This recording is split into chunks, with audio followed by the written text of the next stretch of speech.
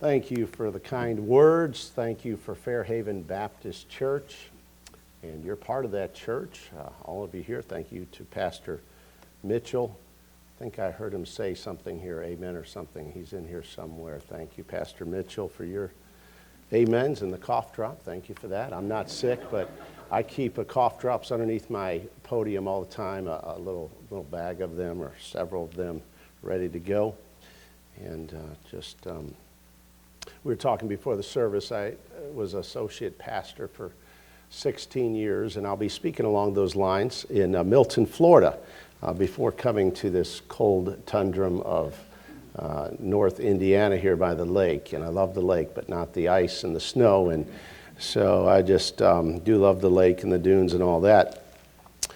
But just in there, you know, I'd call my pastor any time of the day, 2 o'clock in the morning. One time I had to call him. I was just like, you sound like you're wide awake. He said, no, you woke me up. My voice is always this way. My voice is not that way. It's about 11 o'clock, so my voice is starting to wake up. And hopefully, God gives us different gifts, different things, and different abilities, each and every one of us. Appreciate the abilities God has given you. He's got everybody is specially gifted in a different way. Appreciate 2 of my 4 children being here today, Samuel and Stephen. Most importantly, my wonderful, beautiful wife. I'll just make you stand up just for a moment. Joanna, this is my wife, just so you know. All right, thank you. And we have been married since August. I'm married twice married, and so you know that. First one is in heaven, rejoicing, and Joanna is here. Appreciate all that she's doing with my family, my children, and working with me. And I'm quite a case sometimes. And so coming and going. So it's good to be in the house of the Lord in the church chapel this morning. Thank you, ensemble, beautiful music, beautiful pianos playing, and then I think there's an organ over here, beautiful and very nice. Good to be here. I remember coming here some years ago. It's hard to believe that I came here in about 91. I came here in 1990. And as I was here that long ago, it's just hard to believe. I remember I liked the circle. The circle hasn't really changed a whole lot. And came in. I was really, at 18, going on 19, was not interested in Fairhaven at all. Came here and didn't want to come here. My dad said, you're coming to school here. You're in the Air Force Reserves. When you're done, I want you to come back here. I met the pastor at the time. I didn't like him. I walked through and I didn't like anything it was my spirit. I just said, the only thing I really liked is Darcel McCoy was singing in the dorms. And I thought, wow, now that guy can sing. And I thought, what he was singing, I walked in the dorms and it was My God Is Real was playing. I thought someone was playing in one of the rooms. I thought, well, that's good. There's something I like about it. I left. I had no intention of coming here. My dad said, come. I got in the car, packed up. I came. I stopped as a little bit rebellion. I stopped at a school in Hammond, Indiana, where I'm pastoring now. Not the church, but I just stopped at Hiles. Don't tell anybody I said that from the pulpit, but don't tell the pastor. I stopped there and I looked at I was just in rebellion. I wasn't even sure if I was saved at that time. In my mind, I knew I was saved, but I just didn't know where I was going. And so I stopped and I looked and I thought, oh man, Fairhaven had some nice dorms. I'm going to Fairhaven. A real spiritual decision. I was going to just take a side view and go to this other college because I didn't have to obey my dad. I was 18, going on 19, and had everything. And so it's a real spiritual. They had old steel bunk beds, and I was like, wait a minute, that's what I had when I was in basic training. I'm not going back to that. I'm going to move forward. Nice bunks. So anyhow, I ended up here, and God enabled me to cram 4 years into 7 years. I needed all 7 years to get it done, and just got it done, and then moved on with my life. So I want you to go with me to 2 Kings chapter 2 and verse 8. As I prayed and thought about what to preach and teach about this morning hour for you, I thought about the qualities of Elisha, the second man. It was in a CE class when I was sitting in school over to my left somewhere. I was sitting over there in the auditorium, and as the pastor was teaching, it was the Holy Spirit of the Lord just calmly in my soul said, "This is what I want you to do. This is what I want you to do." And so I left to do that, and I did that until he said, "This is your next step. This is what I want you to do. Go to Hammond, Indiana." I said, "Oh no, not Hammond, Indiana." I said, "No, I'm in Florida. I like 100-degree weather. I can handle 110, 120 on the flight line." I was doing some flight line work there, and T6s at the time. And so to make a story short, God called me here, but just wrapped it up. I had the privilege of being an associate pastor for 16 years. Let's go to 2 Kings 2 and verse 8. 2 Kings 2 and verse 8. "And Elijah took his mantle and wrapped it together and smote the waters, and they were divided hither and thither, so that they too went over on dry ground. And it came to pass that when they were gone over, that Elijah said unto Elisha, Ask what I shall do for thee before I be taken away from thee. And Elisha said, I pray thee, let a double portion of thy spirit be upon me. And he said, Thou hast asked a hard thing, nevertheless, if thou see me when I am taken from thee, it shall be so unto thee, but if not, it shall not be so. And it came to pass, as they still went on and talked, that behold, there appeared a chariot of fire and horses of fire, and parted them both asunder, and Elijah went up by a whirlwind into heaven. And Elisha saw it, and he cried, my father, and the chariots of Israel, and the horsemen thereof. And he saw him no more. And he took hold of his own clothes and rent them in two pieces. He took up also the mantle of Elijah that fell from him, and went back and stood by the bank of Jordan. And he took the mantle of Elijah that fell from him and smote the waters and said, Where is the Lord God of Elijah? And when he also had smitten the waters, they parted hither and thither, and Elisha went over. I have 7 points if we get through all of them this morning. Short points, Lord willing. And I'll try to get through these quickly to give you a thought process on a second man. Now you say, well, I'm a lady. Well, you can be the first lady of your home, being the second in charge of your home.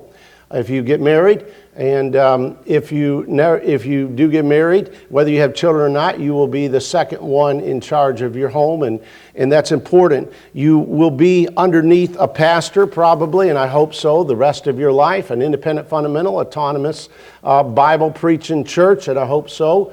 That you do that and you follow those admonitions that you've been given. There were some qualities that Elisha had in a second man I want to talk to you about. And the first one is he had an appointment by God. Go with me to 1 Kings chapter 19. 1 Kings chapter 19 and verse 16. I want to just quickly get there. And Jehu the son of Nimshi shalt thou anoint to be king over Israel, and Elisha the son of Shaphat of Abel Maholah shalt thou anoint to be prophet in thy room.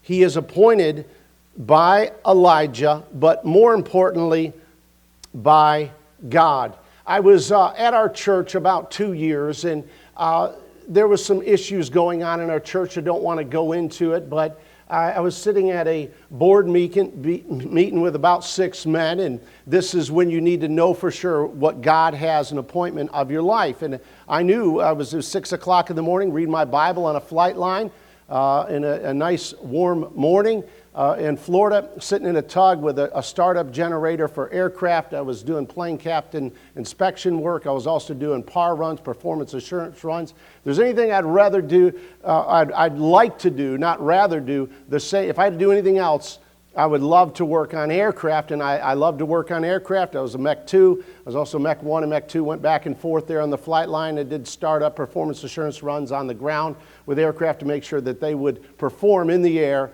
with the test pilots that I was helping with and train.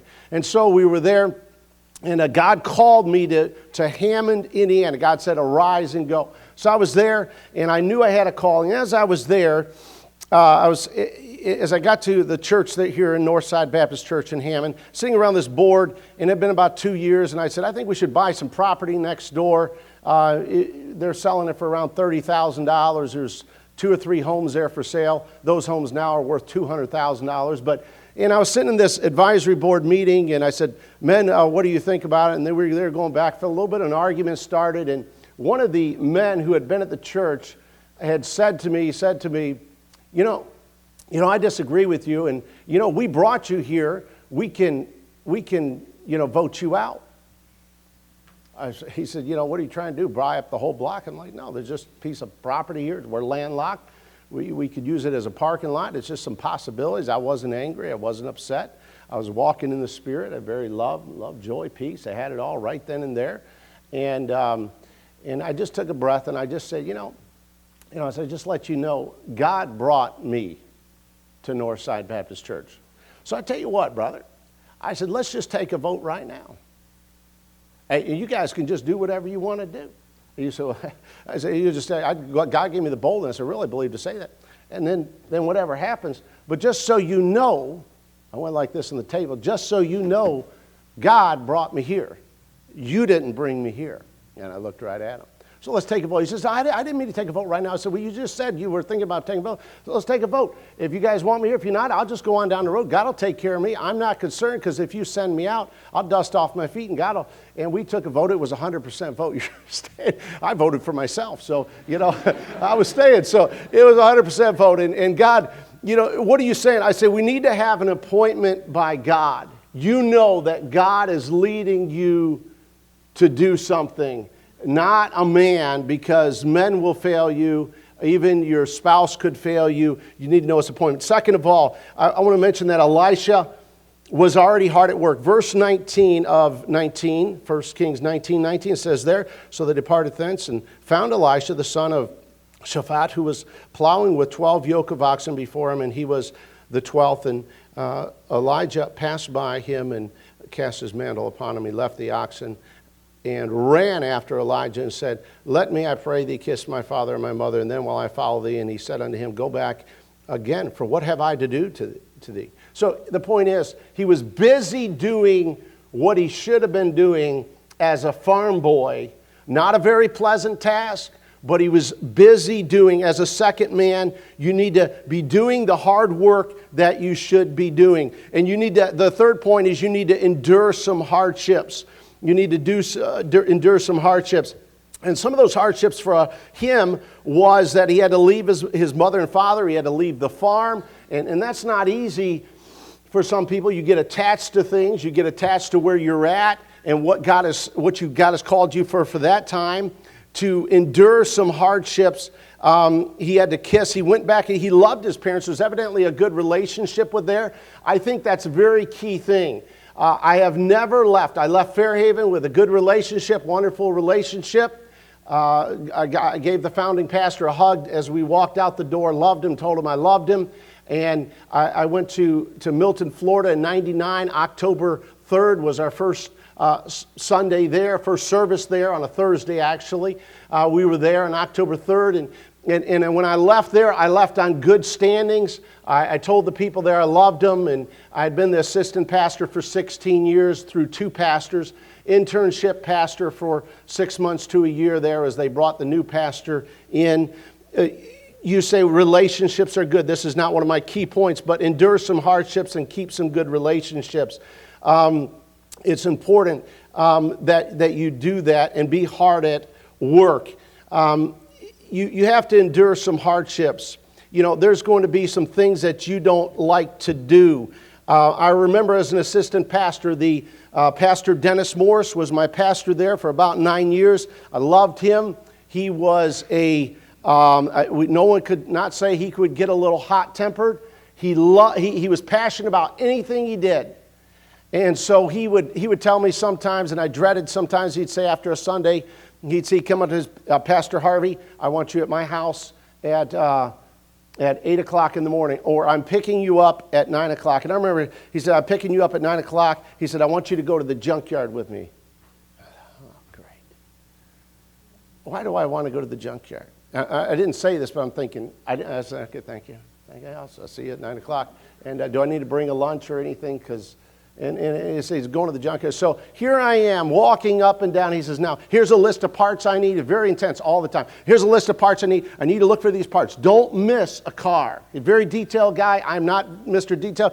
So I'm walking up and down, and I'm looking, yeah, your cars. We're looking for he drove old Cadillacs is what he drove. And so, or Buick Roadmasters, and I'm looking for the Buick Roadmasters. They both had a Corvette engine in it. That's what it was all about. And so we're looking for these cars, and we're looking for a non-cracked windshield. And, we find one. And he says, all right, take this hanger. I'm like, okay, stick it behind the window. This is how you do this. I'm thinking, what does this have to do with being an assistant pastor? I'm like, I don't want to be in this junkyard. I wore the oldest clothes I had. Old jeans, old shoes. He told me exactly how to dress. There was no question about anything I had to do. And so I'm doing this with him. And he says, all right, we got to work it around the window. And he says, now pull up on it. All right, so I pull up on it. Whoop, crash. The whole window smashed. I said, do we have to pay for that? He's like, no, we just go to the next car. He said, I'll pull up on the next one. So we get the wire, we go around. He says, yeah, you pulled too hard probably. He's very that way. You pulled too hard. He just says, he says, I'll pull on this one and smash. And I'm like, looking around. Hey, what is going on? We're taking out motor regulators. I said, oh, your motors, your window motor, regulator for your window's broken. No, this is in case it breaks. And Samuel grew up underneath him. Stephen saw him some. It's just we're taking parts off for like 6 hours straight, and we go out to Wendy's, and he says he never asked me where I wanted to go. I didn't like Wendy's at the time. I like Wendy's now. I say, what is this? Wendy's French fries. They always have cold French fries. That was my philosophy about Wendy's. That Wendy's always had cold French fries. Anyhow, so there's things you have to endure. I remember being with him. We went through 3 major church splits together. And one of them I told it was coming. He's told him, no, brother, we just need to love that guy. And like I said, he either loved you passionately, and then he was sick with cancer. I was dealing with that. And I had some crazy things I had to do as an associate pastor. He would forget his sermon notes. He would forget his sermon notes on Sunday morning. So the church service started at 10:15. Let's see, it was 10:15. Okay, 9:15. Yeah, about 10:30. 10:30 was their service times. And he would say to me at 10:15, I forgot my sermon notes at the house. They're on the desk, the right-hand side, bottom corner of the desk. He says, your car is not fast enough. I want you to take my car. He had a Roadmaster, Buick Roadmaster, and a Cadillac, whichever one he happened to drive, and it had a Corvette engine in it, so I tested it out. I did the right thing. He thought mine wasn't fast enough, so he thought I must drive fast. Man, I'd get on that 90, I was flying down there, and that was fun. And so I'd rush there, grab his notes, rush back. 5 minutes before the service, there's your notes. And just kind of slip them to him so he wasn't embarrassed. He was starting to have struggles. And he wasn't forgetting. He would say to me, he'd say, man, I'm losing it. I got this cancer. I think it's affected my brain. And I would say, and this was the truth, Pastor Morris, in your worst day is better than my best day, and better. He was a highly intelligent man, better than the days of most of the men here. So just, you've got it, preach. And he would preach. Oh, he would preach. And he's just a tremendous man. And I just want to say there's some hardships you have to go through. Church splits, there's church problems. He did die of cancer. I was there carrying his wife through that. And then internship pastor, the deacons board says, we don't want you to do anything because we don't know who's going to be the pastor. And we got this other man already set up and planned to be the pastor. But in case something goes through, we don't want you preaching in the pulpit. All we want you to do is keep the teen group, take care of the building maintenance, take care of the 4 vehicles of the church, the 2 buses, the van and the truck, keep maintaining. That was my job as an assistant pastor. I took care of those things. And he said, why are you telling me this? They said, then the first problem that came along, someone was leaving the church. They said, you need to go take care of that right now. And furthermore, you're in charge of the church from now on, the deacon board. But what are you saying? I was there to help. I was there to serve Jesus. And you have to endure some things, stay humble when it's time to stay humble. And they say, step aside, step aside. new pastor came in. You said, why are you giving me, I want you to think about some of the things that assistant and second men go through. And just say, as a second man or a first man, you need to make sure you know you're called. And that is important. And you need to continue. If you're here to be at Fairhaven Baptist Church, well, high school or college, by the way, this is what God has called you to do today. You need to do it today and keep going. Keep going. Serve the Lord. It doesn't matter if it takes 5 years instead of 4 years or 6 or 7 years. Whatever it takes, get the job done. And get the job done. And I say Elisha was that kind of man, I believe, that got the job done. He knew God personally. He knew God personally is a point here. Problems will come and go. You need to know God personally. Ladies, your husband, if you get a husband or you don't, you work underneath someone, you need to have a personal relationship with God. Yes, sir. One key thing I was looking at when I was looking for my wife Joanna, and God gave her to me. And I won't talk too much about that because that'll make me cry. But, the point is, God gave her. But I was looking at her, and I realized she had a relationship with Jesus Christ. On the way over here, she's reading and praying. She's praying yesterday morning, kneeling down at her chair. And I'm not just trying to build her up, but I'm saying she has a relationship with God. And let me just tell you, I, as a pastor, need her to pray for me at the church. We need to pray. I know she was praying Sunday morning. There's a guy sitting here in our church. We have quite a few drug addicts, and a guy named Eric, you can pray for him. He's second pew back right there, and he stands up in the, you're not Eric, are you? Okay, good. All right, so he stands up in the middle of the service. He dresses in a suit. He stands it up, and I'm thinking, oh boy, here we go. He's standing up, and so I read a passage of Scripture. He stands up.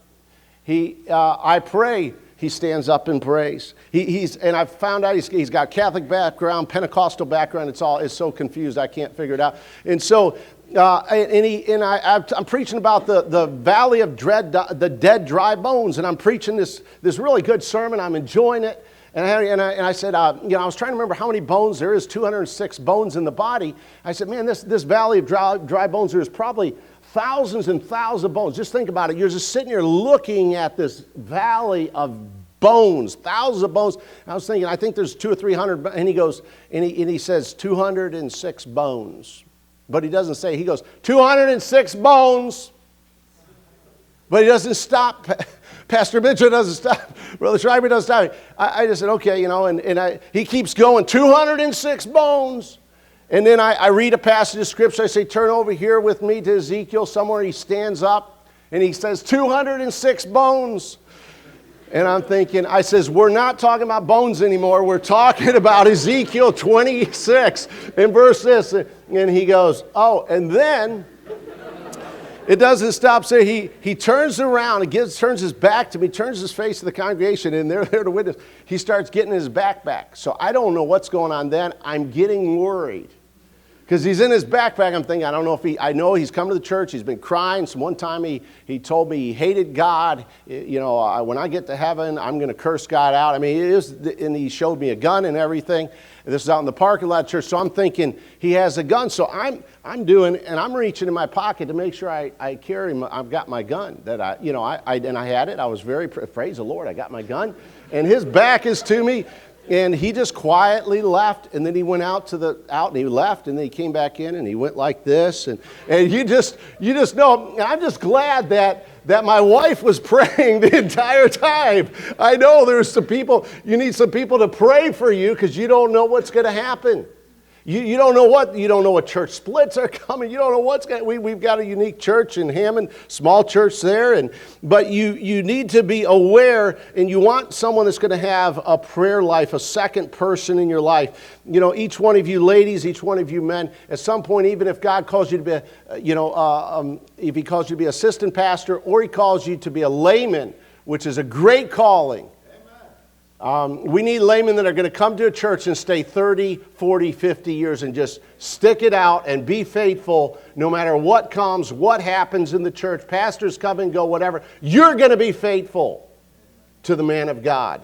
And I just want to say this too. I'm going to skip a point and get to this. I think personally the greatest characteristic of a second man is loyalty.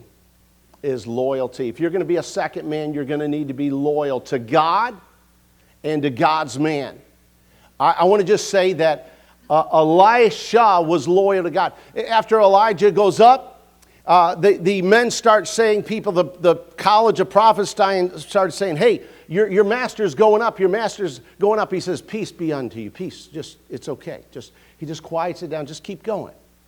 There was some semblances of loyalty. I have no doubt that, I'm not sure that he probably heard about, maybe he was loyal because Elijah called down fire from heaven and burnt 50 people up. That'd make me loyal real quick. There's qualities that you need to have, but one of them is loyalty. You need to have loyalty to the man of God. You need to be willing to serve the man of God. 1 Kings 19:21. You say, well, where is this service? And he returned back from him and took a yoke of oxen and slew them and bore the flesh. And if I've got the right passage here, 21, and gave them unto the people, and they did eat. Then he arose and went after Elijah and ministered unto him. You say, how did he minister unto him? He poured water on his hands. He went to the pond or the lake or the river. This is something different. And he would get a bucket of water. And so when Elijah needed to wash his hand, Elisha would pour the water and he would wash his hands. I had to remember that verse. My pastor said, I need you. He was a sick man. He had cancer, Pastor Morse. He said, all these things, it really irked me at times. He said, you need to come over and rotate my tires today. But not only would he rotate, I had to rotate the tires. I so bad wanted to reach in my pocket and pull out the $20 that I had and says, here's $20, go rotate your tires. I'll take him down and drive it to Walmart. They'll rotate him. And he's got to show me how to do it. And he was a guy that was perfectionist. He just didn't rotate the tires in the garage. They had to be, the click. You had to have the pounds, it's 60. It's like, I can feel it. I can feel it. He's like, how do you know that? I said, Pastor, I already got this one done. He says, did you torque it? And I was like, yes, I did. He said, what'd you torque it to him? 60, Pastor. He said, but you don't have the torque tool here. It's on the other side of the car. I said, no, I can feel it, Pastor. That was not good enough. Had to loosen every lug nut and start over again. Click, click, click. And honestly, it's just tires. It's not aircraft tires. So aircraft tires, I understood you click those, but this is just a car tire. 5 nuts, it's not that hard. But you just serve the man of God. You know what I think today as I look back walking through the junkyard? He just needed someone to be with him and be a friend to him.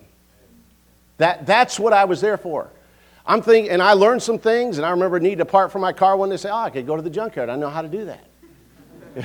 And I had to walk up and down the rows, and I had to take the door panels off. He taught me all this stuff. So it was good stuff that I didn't really want to know, but you learn things that you serve God, whatever it is. Joanna and I were cleaning the church this last week. At a funeral, we cleaned the bathrooms, we cleaned, serving God, whatever. Serve God's man and serve him personally. When's the last time you did something special for, I'm not trying to embarrass him, and I know he'd be here this morning, for your pastor. You say, I'm a young person. When's the last time you did something especially? If he has, I think he saw his daughter here somewhere, you'd do something special for your dad, all right? But do something special for your pastor. I remember being in a large church, this church, and had a garden, and I was kind of embarrassed. I had some squash and some tomatoes that I took, and I liked the garden, and I took them to him, and I said, I don't know if you want these, but it was like a little basket. And I remember he made such a big deal about that. I was embarrassed. I was like, okay, it's just tomatoes and squash, And I gave him some, but he made a big deal about it. And I realized, and now I really realize, that a lot of times you think, well, this guy's got gift after gift or letter after letter after letter.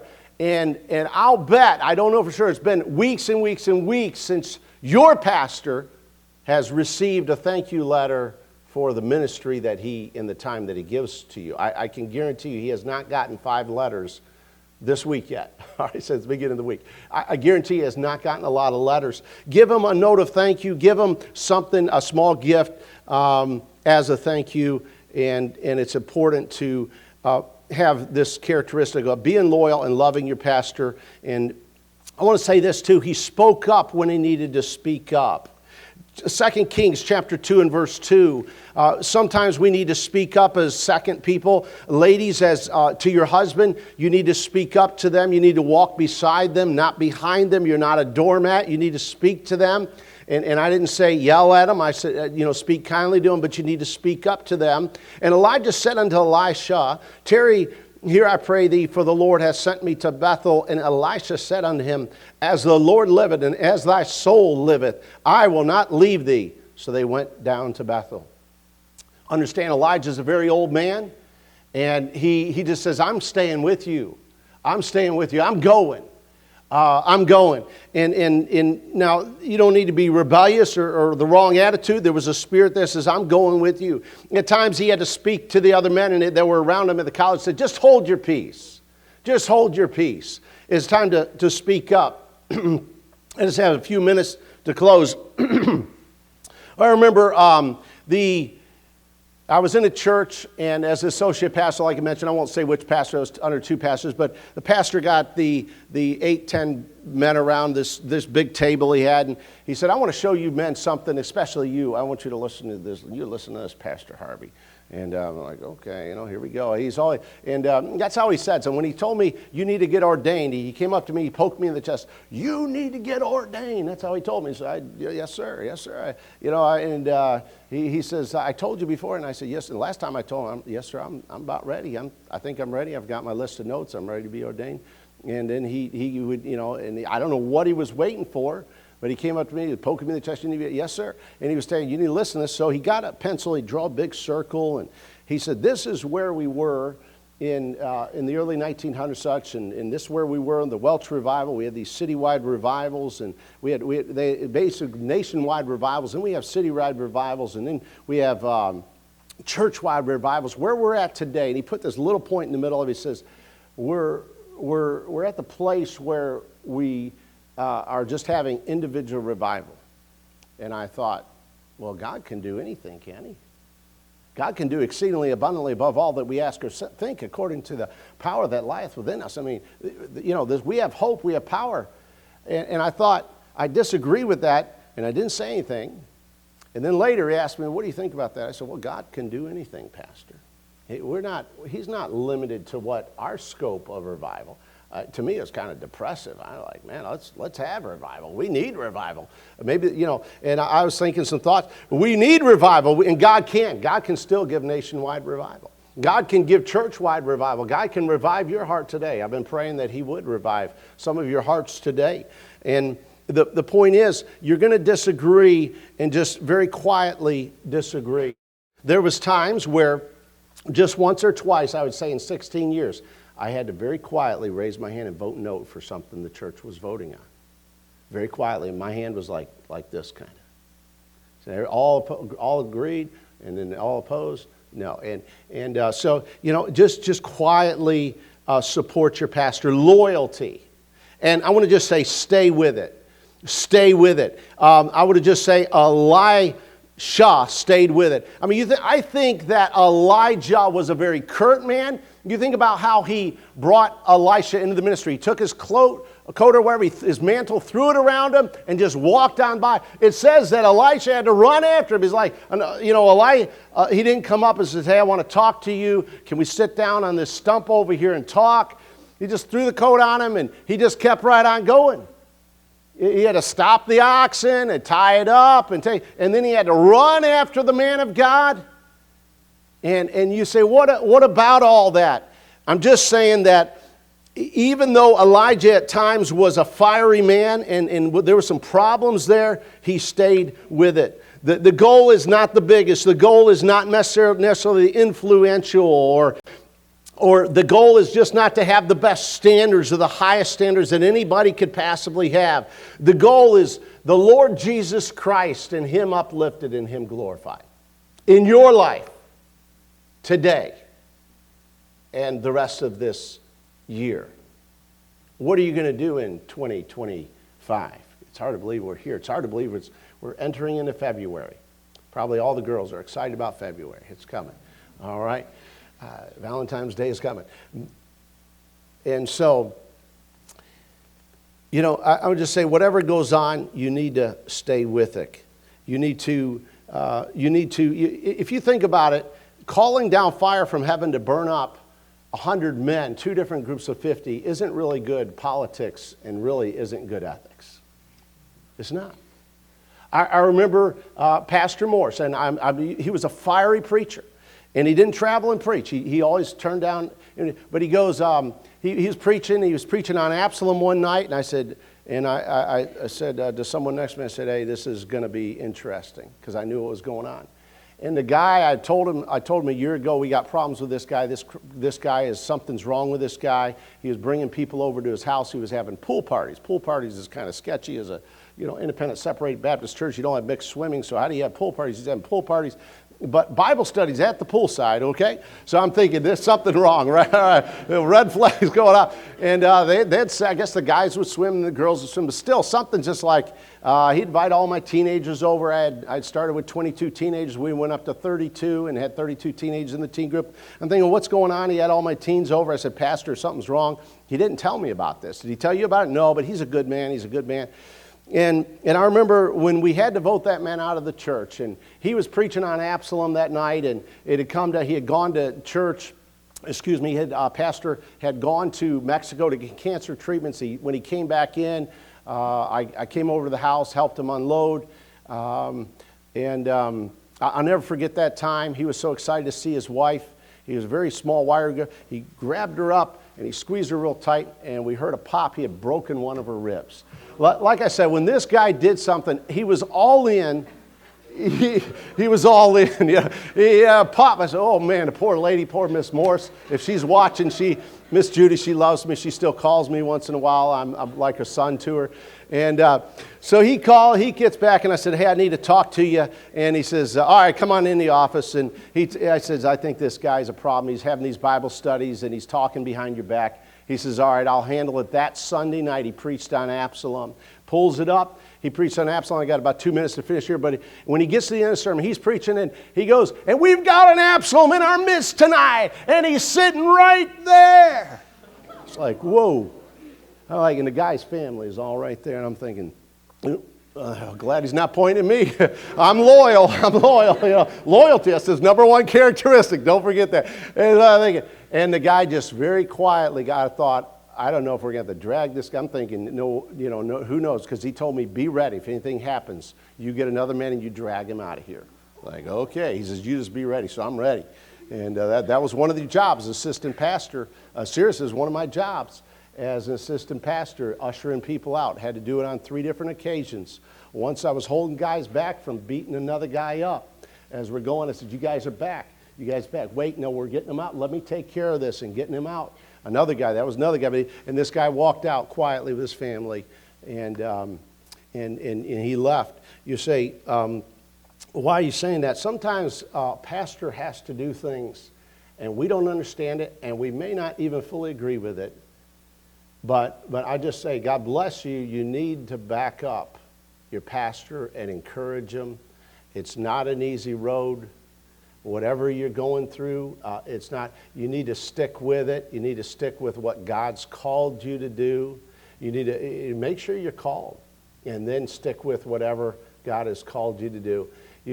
And as one person said to me, I had in counseling one time, I had someone say, I'm not sure if it was God's will for me to marry them. And I said, yes, it was, because you're married to them. He said, what do you say? God has you here. Just fulfill God's purpose for your life.